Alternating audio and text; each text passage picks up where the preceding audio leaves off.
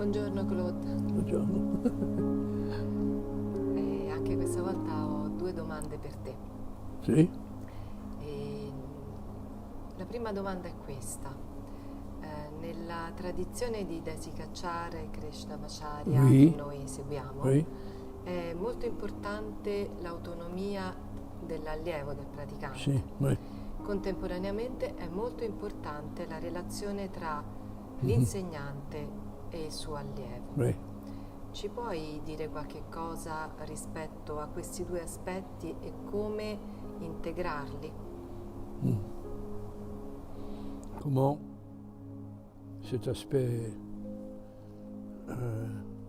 d'autonomie et en même temps de relation très forte peut se réaliser, c'est ça. Sì. Ce que mon professeur, TKV Desikachar, m'a souvent répété,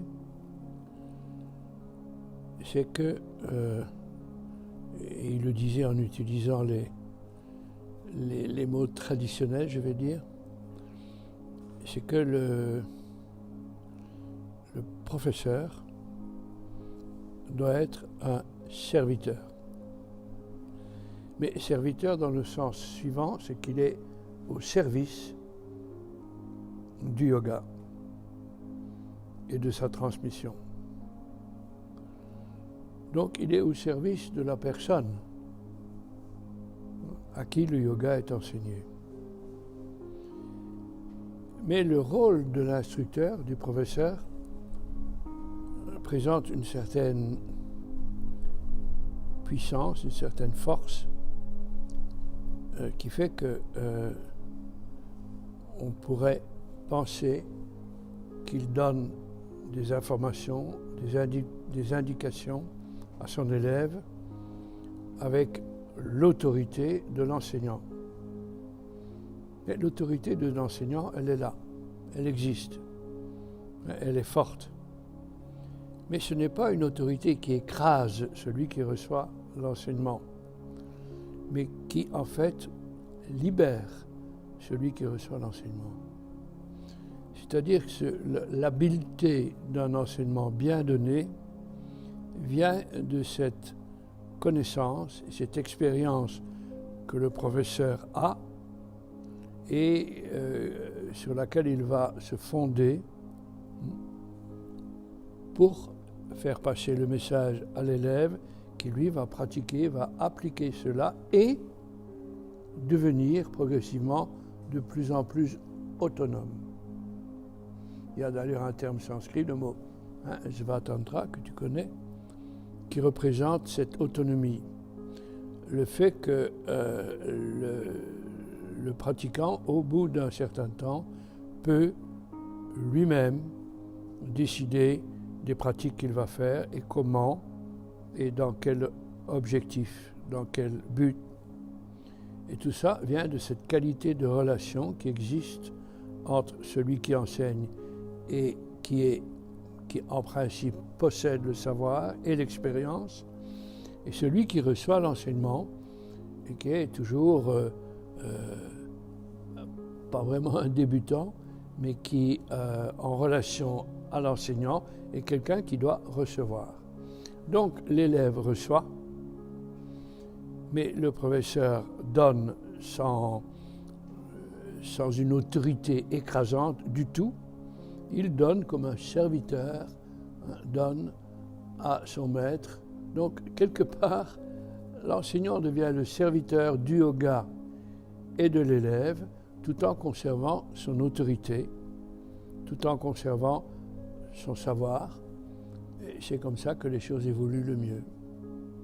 L'altra domanda che volevo farti riguarda la capacità, la possibilità di integrare lo yoga nella nostra cultura, Oui. nella nostra vita anche di Sì. tutti i giorni, Oui, oui.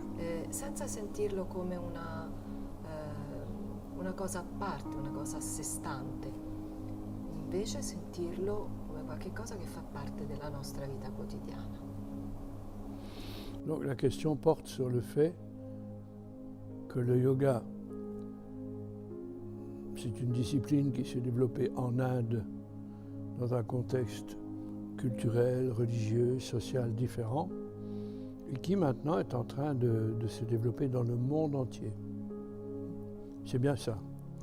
Et le monde occidental, que ce soit l'Europe ou, je ne sais pas moi, l'Amérique, les États-Unis, tous ces pays qui sont très loin de l'Inde, est un monde où il y a des valeurs différentes, des idées différentes, des comportements différents, et où, dont notamment, je vais préciser cela, dont notamment le côté spirituel et le côté religieux est pour le moment chez nous un peu,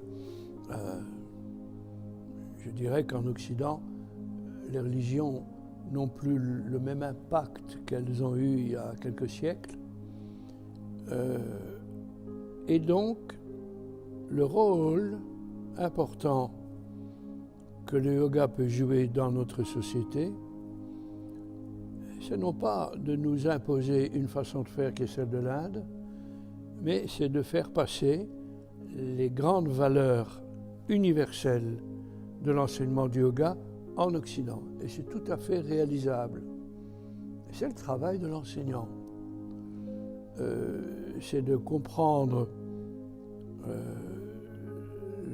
la profondeur de l'enseignement et du cheminement du yoga, qui est un cheminement intérieur, et pouvoir le faire passer en Occident où la vie intérieure, la vie spirituelle n'est plus tellement prise en considération.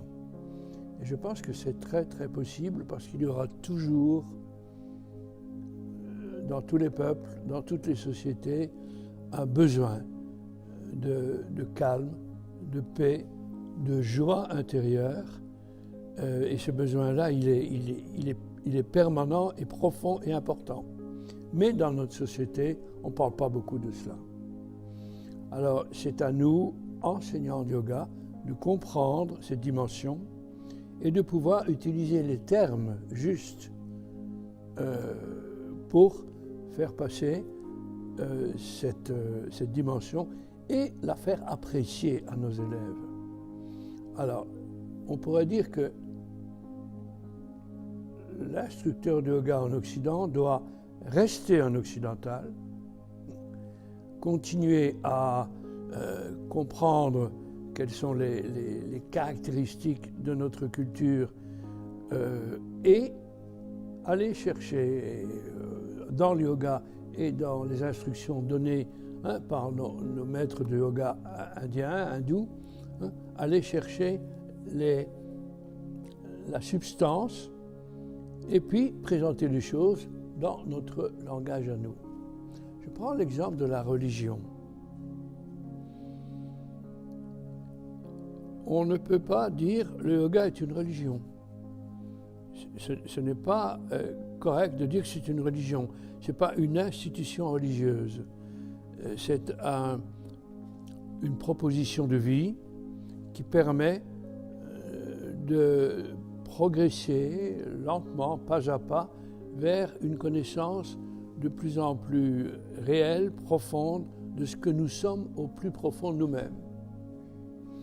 Alors, à ce moment-là, il est clair que si un occidental, de quelque pays qu'il soit, que ce soit un Américain ou un Italien, reçoit un enseignement juste donné par son maître, il va l'appliquer et il va découvrir progressivement quel doit être son chemin et notamment sa relation aux autres, son comportement dans une société qui est une société, il faut bien le dire, la société occidentale est très matérialiste.